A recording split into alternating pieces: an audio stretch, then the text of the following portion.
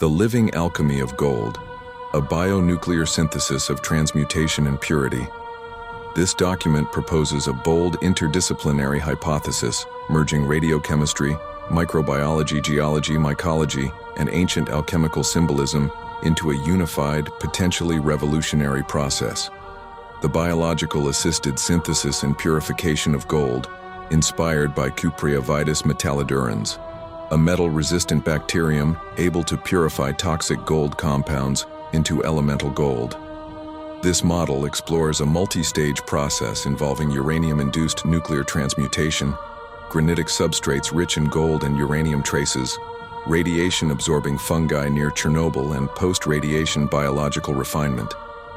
The result is a modern alchemical cycle: chaos to order, impurity to incorruptibility, accomplished through the harmony of nature's tools and design. Alchemy was once mystical metaphor, the transformation of base metals into gold, the purification of the soul through matter. But what if nature already performs this act? What if the missing piece has always been there, not in ancient labs but in microbes, rocks, and fungi?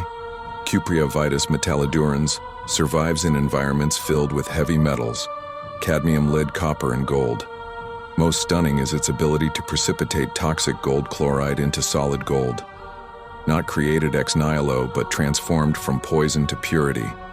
This opens a door to a new process.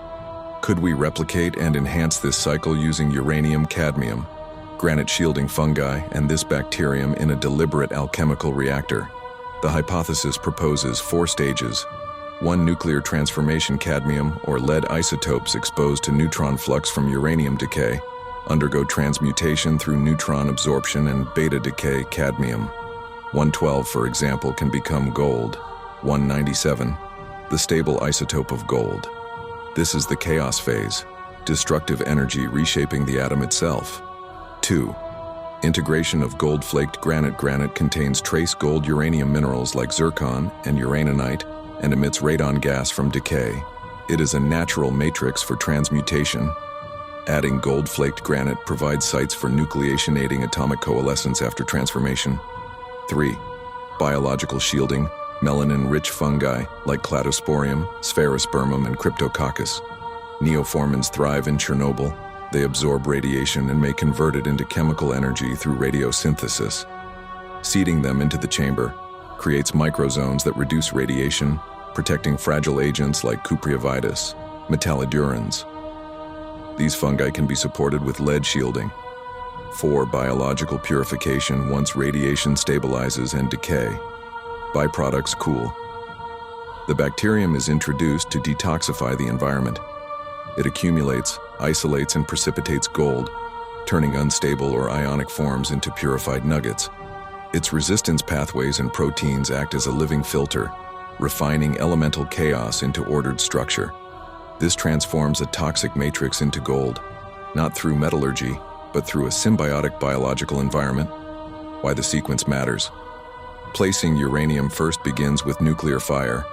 Cadmium becomes unstable, a precursor to gold granite, then serves as substrate offering support for formation radiation.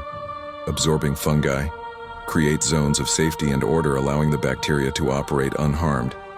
The final purification is not just chemistry, it is life organizing what radiation alone cannot. It is the sacred final step of alchemy. The ancient triad appears again: chaos from uranium and fire substrate through granite, and earth shielding from fungi, as barrier refinement through bacteria, as spirit science supports this. The bacterium purifies gold in lab. Granite hosts gold, and uranium transmutation of cadmium to gold has occurred under neutron flux. Though not scaled or biologically integrated, fungi like cladosporium have been studied by NASA for radiation absorption. Deinococcus radiodurans offers a model for increasing resistance in the system. This isn't unnatural invention, but orchestration of what already exists if realized. The process fulfills alchemy's mysticism. Not gold for wealth, but gold through life. The bacteria become biological souls, transmuting and purifying. Fungi serve as guardians, absorbing chaos, protecting what is coming. Alchemy's dream was not profit, it was spirit, restoring matter. Here the spirit is microbiological life. Doing what machines cannot, chaos becomes incorruptibility, and one element stands apart. Water, oxygen, carbon, gold, bacteria, and fungi all have known cycles. Water does not. It simply exists. It flows, it is uncreated. Perhaps that mystery gives weight to biological gold synthesis, because if water can be, then perhaps gold can become. This hypothesis invites scientists and visionaries to rethink possibility, not by forcing nature to yield, but by inviting it to complete itself through uranium, granite, fungi, and bacteria. We may recover the ancient hope of alchemy, not as superstition, but as symphony, a symphony of destruction, rebirth, and purification, a living alchemy.